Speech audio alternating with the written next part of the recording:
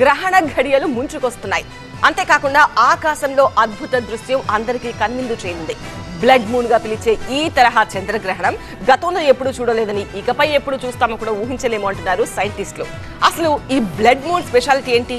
ఎన్ని గంటలకు ఉండొచ్చు?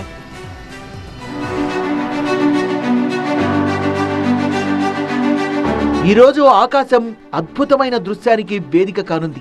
చంద్రుడు ఎరుపు రంగులో ప్రకాశవంతంగా కనువిందు చేరున్నాడు. దీన్నే బ్లడ్ మూన్ అంటున్నారు శాస్త్రవేత్తలు. ఒక సంపూర్ణ చంద్రగ్రహణమని ప్రపంచవ్యాప్తంగా కోట్లాది మంది చూసే ఛాన్స్ ఉంటుందని చెప్తున్నారు.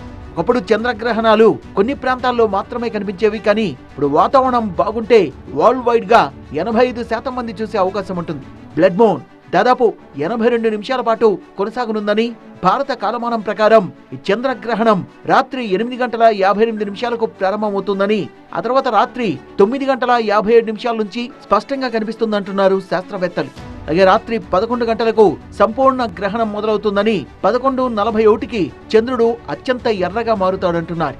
రాత్రి 2:25 గ్రహణం పూర్తిగా ముగుస్తుందని సైంటిస్టులు అంటున్నారు. చంద్రుడు పూర్తి ఎర్ర రంగులో ఉన్న దృశ్యాన్ని కనులారా వీక్షించాలంటే మాత్రం రాత్రి 11 గంటల నుంచి 12:22 మధ్య అంటున్నారు. హైదరాబాద్, ముంబై, ఢిల్లీ, చెన్నై, బెంగళూరు, కోల్కతాలో చంద్రగ్రహణం కనిపించినా కాంతిలో కాలుష్యంతో స్పష్టత ఉండదని, హిమాచల్, లడాక్, రాజస్థాన్, గుజరాత్, కూర్గుల్లో మాత్రం స్పష్టంగా కనిపిస్తుందని చెప్తున్నారు సైంటిస్టులు. ఎలాంటి ప్రత్యేక కళ్లద్దాలు, టెలిస్కోప్ లేకుండా బ్లడ్ మూన్ ని స్పష్టంగా చూడొచ్చని, ఇది సురక్షితమంటున్నారు. మొత్తంగా రేపటి బ్లడ్ మూన్ ఖగోళ ప్రియులకు పండగ అని చెప్పొచ్చు.